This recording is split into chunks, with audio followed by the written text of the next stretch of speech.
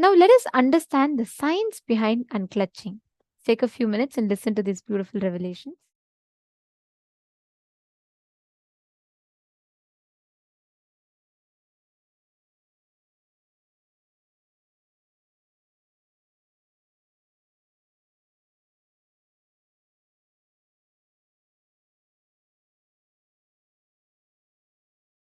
I tell you,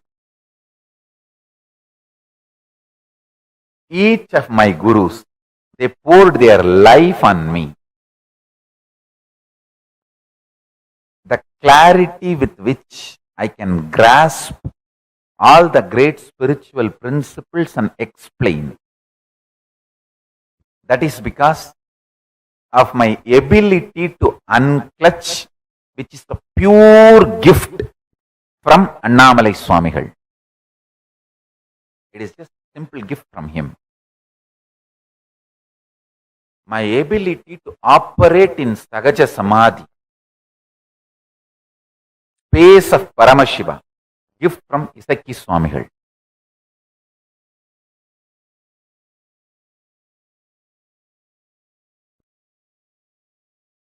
All my Guru's glory is only my life. My ability to be in Ajapa Japa state. I can actually keep the Japamala whole night. Even if you think I am sleeping, the mala will be rolling in my hand continuously. That is the gift given to me by Yogi Ramsurat Kumar. He is the Ajapa Japa Purusha. He is actually the embodiment of Ajapa Japa. He gave me the gift of Ajapa Japa.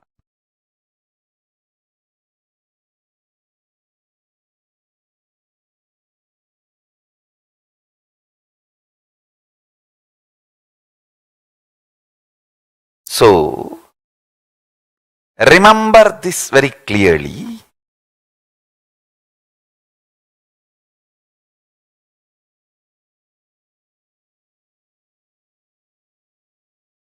Peace alters the very DNA structure, genetic structure, the core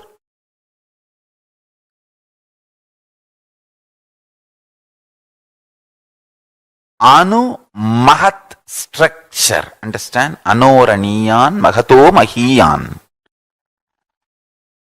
The consciousness in you is atom inside the atom, Mahat, more than Mahat. That Anoraniyan Mahato Mahiyan. That consciousness starts growing in you with more and more peace-based powerfulness developing in you. Nothing can be compared to unclutching. Spend more and more time, energy in unclutching. It will never be wasted.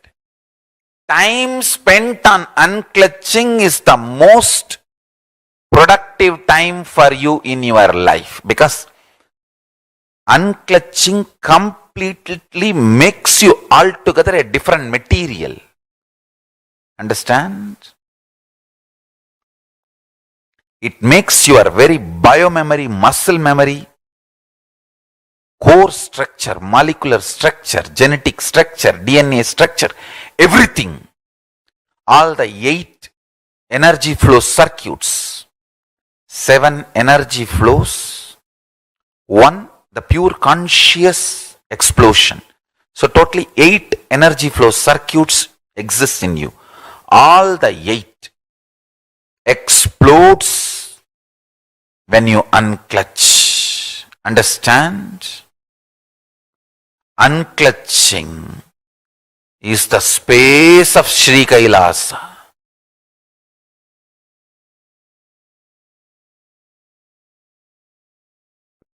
Listen carefully. Categorization, generalization, judging.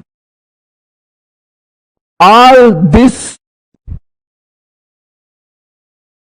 is taught to you as a science of life. But all this leads more and more delusion. Listen carefully. I wanted to put this on record clearly. Generalizing, categorizing, classifying, passing judgments about people, about situation, about communities, about societies, about political parties, about the world happenings. All this is absolute delusion due to non-involvement. Delusion-based decisions are bound to lead to suffering and more ignorance. Life does not demand you to deal too much of information or too much of stress and the load and fear and insecurity. First, understand that your life needs only simple decisions from your Paramashanta Swarupa. For example, when you are thirsty, water bottle is there in front of you, just pick up the bottle and drink. If the water bottle is not there, get up, go to kitchen and get water and drink. That's all. Instead, you are being taught, when you are weak, when you are feeling tired, when you are thirsty, you may be dehydrated, you will not have enough strength in your biceps and muscles to pick up a glass and pick up the water and drink. Please start working out now. Take this protein powder, take this non-veg, take this, drink that blood, this muscles, this flesh, and build your body. So when you are thirsty, you can just get up and without any dehydration, difficulty, you can start drinking water. And to substantiate the statement we are making, we have thousands of studies, research has done on people.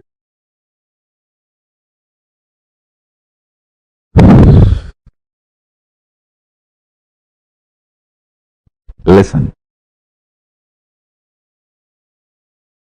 Practice this simple Paramashanta Swarupa for few days. Taste this ultimate silence for few days. Like these kids, when they are addicted to toffee, they will keep the toffee in the mouth all the time. When they need to go somewhere, they will take it and put the wrapper, keep it in the packet. They will go and do all their play and everything, and they will come back. When they are free, again they will take it and put it in the mouth and start tasting it. In Tamil villages, we used to say, Kuchmitai. Just like how the kids enjoy the toffee whenever they are free, decide to enjoy the Paramashanta Swarupa, ultimate peace who is sitting inside you. Whenever you have time, just sit all the time happily in Paramashiva's space. Paramashanta, this whole cosmos is happening. Big bangs happening, black holes happening, universes manifesting, playing, merging, time zones happening, playing, merging. You are there in that Paramashanta Swarupa as Paramashiva, witnessing this whole drama.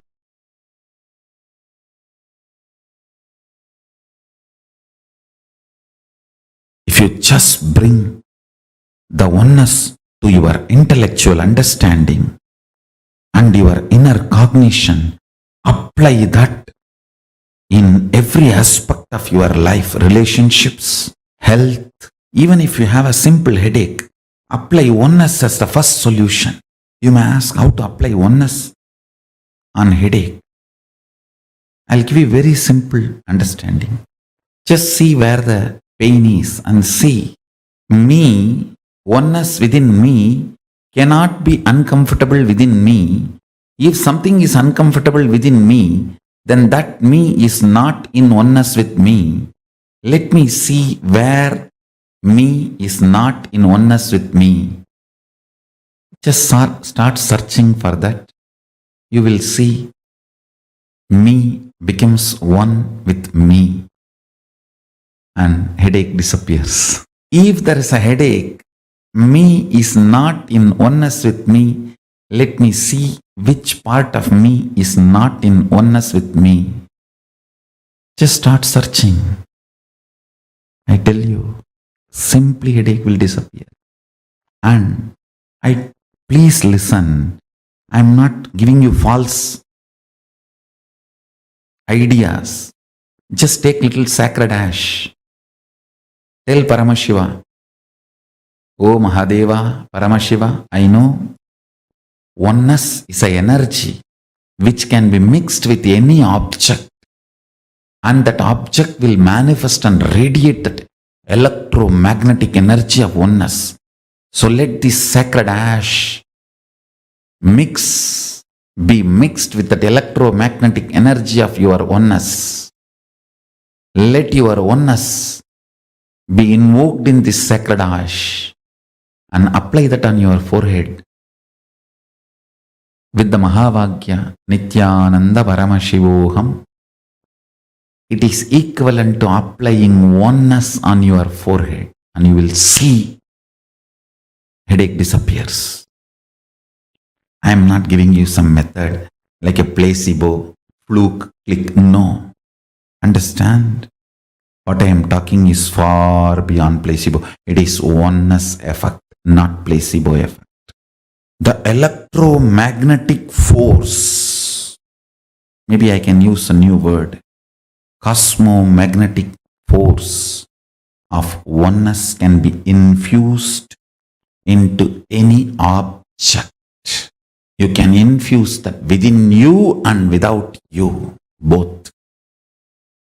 Within you and without you, both. When I lived my Parivrajaka life, means body was moving around without will, devoid of will, just with the flow of Paramashiva, Prakriti and Purusha, Paramashiva and Parashakti. The sacred ash is the only medicine. That is the mosquito repellent. That is the blanket. That is everything. Cold, apply sacred ash. Mosquitoes, apply sacred ash. Animals are in the forest and they may attack you, apply sacred ash. For anything, applying sacred ash was the solution.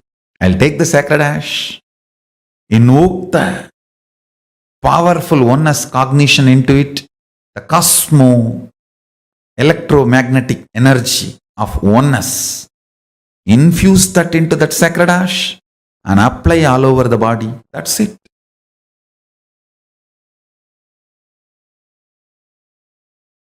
I tell you,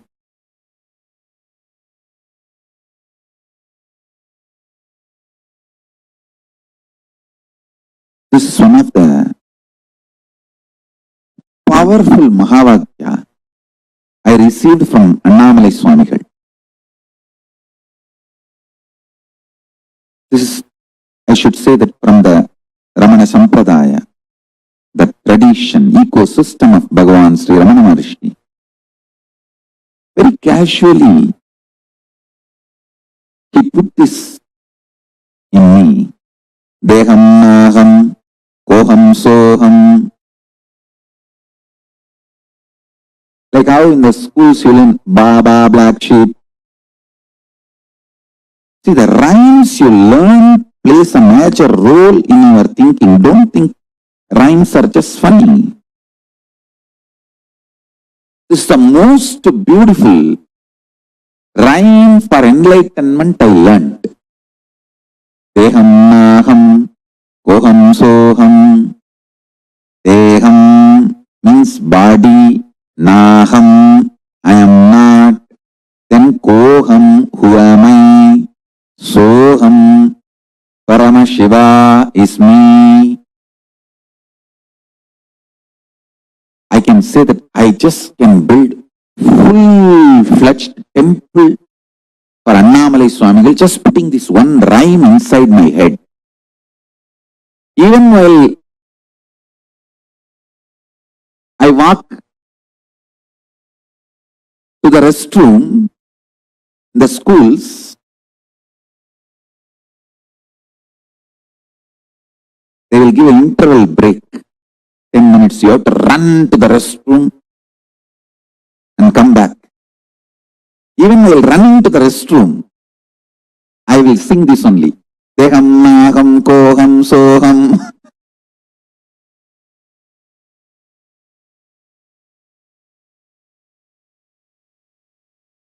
நினைக்க நெஞ்சூறுதி அண்ணாமலையானே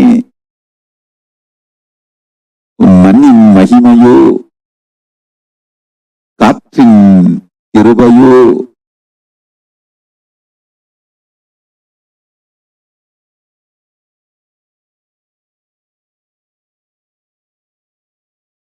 Listen, the rhymes you cherish inside you matters. The words you cherish inside you matters. The words you cherish inside you for 6 months will become reality within a year. At least it will become like a echo chamber for you. ECHO. Echo chamber. For you, around you.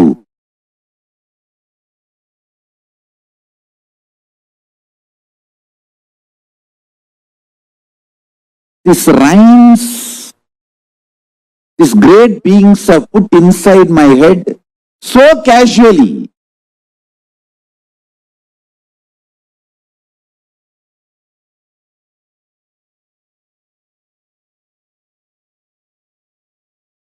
I started doing to Annamalai Swami because he will give that candy and all that for the kids. Whoever brings to have his darshan, candy and other sweet, he will give it to all those kids.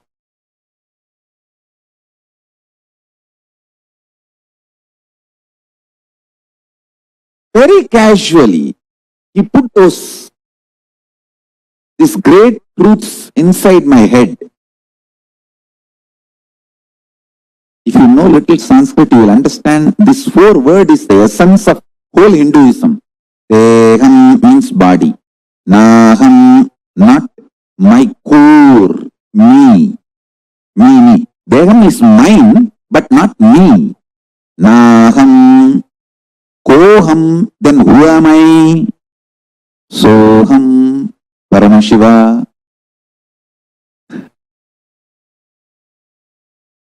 Even when I am running to the washroom, from the class to the washroom, I will try to run. Deham naham koham soham, deham naham koham soham, deham naham koham soham. And run. Finish. Run back. Deham naham koham soham, deham naham koham soham.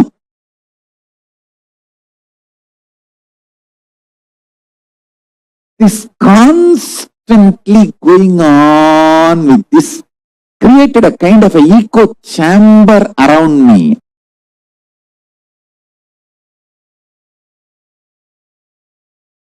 And if you remain hungry and put Mahavagya and powerful cognitions into your system, so much detoxification will happen. Literally 90% you will get established in oneness and enlightenment.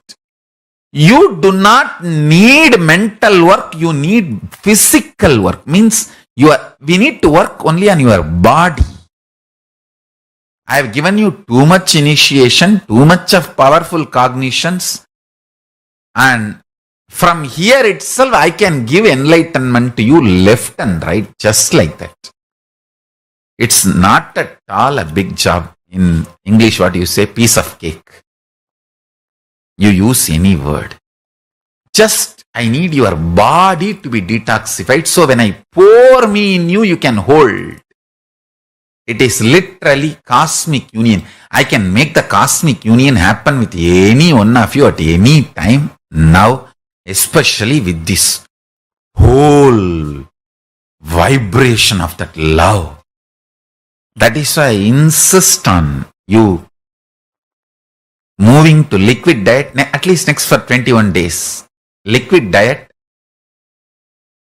chanting of Mahavagya, vibrate yourself with the Mahavagya, Om Nithyananda Paramashivoham, and spend as much time as possible with oneness capsules and satsangs, these powerful cognitions. And I tell you, these powerful cognitions will get rooted in your biomemory. When you don't give the job of grinding food to your intestine, see, you have 3 things 24 hours happening in you. Blood circulation, breathing, digestion. You cannot stop blood circulation. You cannot stop breathing. But if you just reduce the load of digestion, both get impacted. The breathing becomes very deep and the whole blood circulation becomes so pure. Consciousness, the pure Paramashiva, starts reflecting in your system more powerfully in a higher frequency. I am giving you all the real secrets of Raja Vidya. I am giving you all the original secrets revealed by Paramashiva to Devi, Devi to Vishnu, Vishnu to Brahma, Brahma to Surya, Surya to that whole Surya Vamsa. And what Krishna says in Bhagavad Gita, that he gave the signs to Surya, and from Surya to Ikshvaku, Ikshvaku to Manu, and the whole Sampradaya, Surya Vamsa, Sarvanya Pita. That whole parampara, whatever secret was stored with that kings, that Raja Vidya I am giving you. Work on body. Only middle class people work on mind. Kings, elite people work on body. Work on body, I am telling you. Middle class people eat and waste their life. Royal elite people don't eat. Just drink, build the body.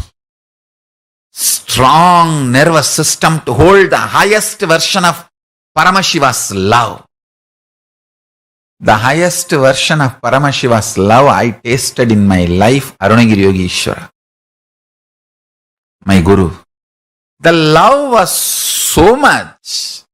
Never I felt insecure that will I be able to execute all his instructions, all his command, all his words. I just know I have to make his words into reality. I have to strategize whatever he wants. I have to strategize and make it happen. That's all.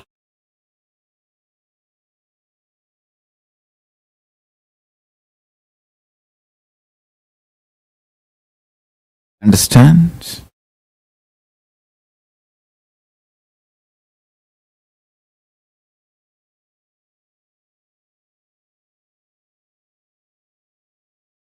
When you start talking intensely to Paramashiva, just these 3, listen. Forget about everything else. Paramashiva is real. And you start talking to him. You can be complaining. You can be crying, you can be talking, you can be enjoying, you can say, thank you for what you have given me, or you can be angry, saying that what have you done to me? Why is Australia fire is not getting put off? Why the animals are dying in Australia? You can talk anything you want. He's as older than sun and fresher than your breath. Is new to you than your own breath. Is old to you than the sun. Older than the sun, newer than the fresh breath you are taking inside. So you can talk anything you want.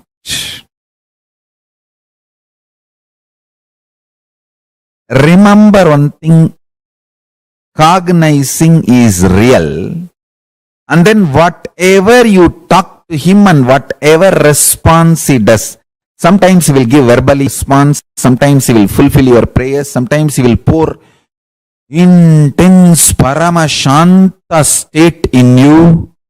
All is his response. Anything you do will only wake you up to the reality he is real and he is ultimate. That's it. I have given the essence of everything. State, space, powers, being, superconsciousness and Sri KAILASA of Paramashiva. All the 6 aspects I have given in this 1-3 line. Paramashiva is real. The ultimate is real. And start talking to him intensely. It can be sweet, friendly conversation. It can be fight. It can be demanding. It can be aggression. It can be surrender. It can be screaming. It can be anything. Know that he is real and go on internally talking to him. Before sipping cup of coffee, tell him, Swamiji, here is a sweet coffee. Enjoy. Before falling asleep, tell him, I am resting in you. Make my brain fall in tune, so I manifest you. Go on and on and on. I tell you. Listen to this.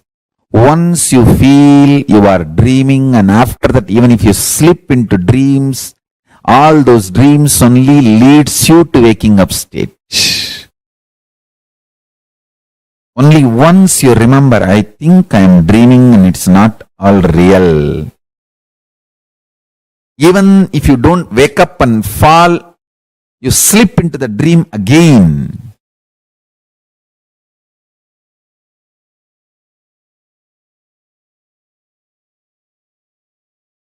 After that, every dream you go through,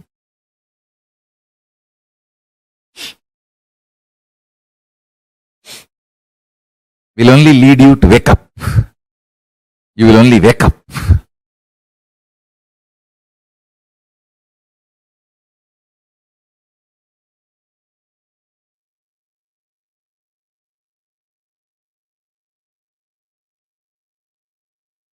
I'm going to the root and unclutching. What you ferment inside your inner space really matters. What you cherish in your inner space matters a lot.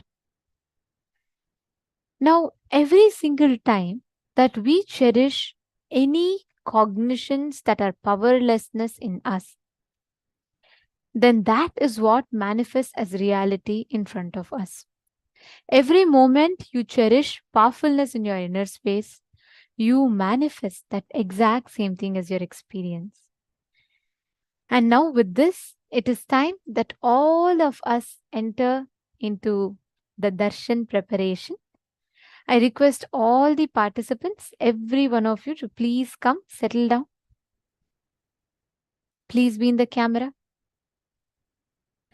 Today, all of us are going to be having the darshan of Ashwarudha Murthy and Guru Murthy forms of Paramashiva. Which means, in these forms of Paramashiva, that he assumed. He gave the blessings, he manifested as Guru and liberated his disciple, attended to all the situations that his disciple was facing, Manikavasagar was facing. Today, Swamiji is going to be initiating all of us into few main initiations. The first one being Paramashivanandam, means experiencing the bliss of Paramashiva. Experiencing the bliss that you are Paramashiva. And the next one, the next initiation that Swamiji will be blessing all of us with is the initiation into liberating yourself from all the OCDs, the obsessive compulsive patterns that you have inside of you. And the most important initiation today that we're all going to be receiving is liberating ourselves from any pain and suffering. Any pain, any suffering you carry inside your inner space, Swamiji will be completely healing and liberating all of us. And this darshan is a very, very sacred space. When you sit in the darshan, Swamiji himself is manifesting. He himself is going to be manifesting in each of our inner space, blessing, attending to all our prayer requests and boons. And today, as Swamiji is in intense samadhi, we will all be having the alive darshan. And this darshan is extremely powerful. The initiation that we are going to be receiving, the darshan of Ashwarudha Murthy and Guru Murthy.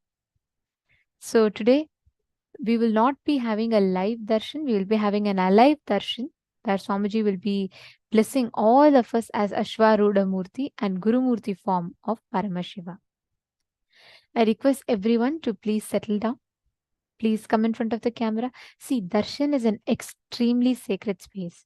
During darshan, anything that you create as a conscious sankalpa in you, means anything that you create inside you as an desire or an intention, that simply manifests as reality.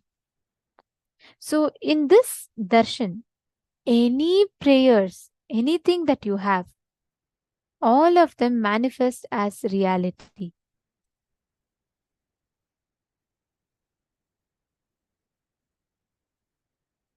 And now we are all going to be entering into the darshan.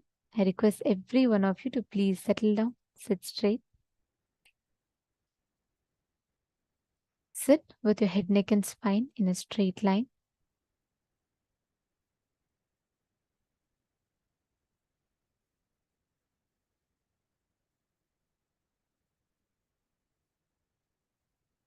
And let us all get ready to receive this most beautiful form of Paramashiva as Ashwarudha Murthy and Guru Murthy, where he blesses and liberates us from any type of pain or suffering that we are stuck in. Today's darshan will liberate you from any type of pain that you may carry in your inner space and bless you with that ultimate liberation. There's a very beautiful verse which says, Achala upari shringe shambhu yogasanastu dhavala mamala varnam chaiva vaktram trinetram karagata shuche sarpa pustaka jnana samudram Muninuta Padma Yugmam Dakshina Murti Mide. Means it says the lotus eyes of the Guru represent the individual manifest self, the Shakti, and Sa represents the universal, unmanifest self. He is the divine cause of the universe. He, of his own being's independent will, manifests as effulgent cosmic rays into the infinite, embodied forms to uplift the world. He is supremely free. His form is imperishable, manifested living deity. He is eternal and all-pervading. Meditate and be absorbed into the lotus feet of our Guru. Now, in the same space, let us all get ready to receive the darshan. Please sit straight. Sit with your head, neck and spine in a straight line. Let us all chant the Mahavakya. Om Nithyananda Paramashivoham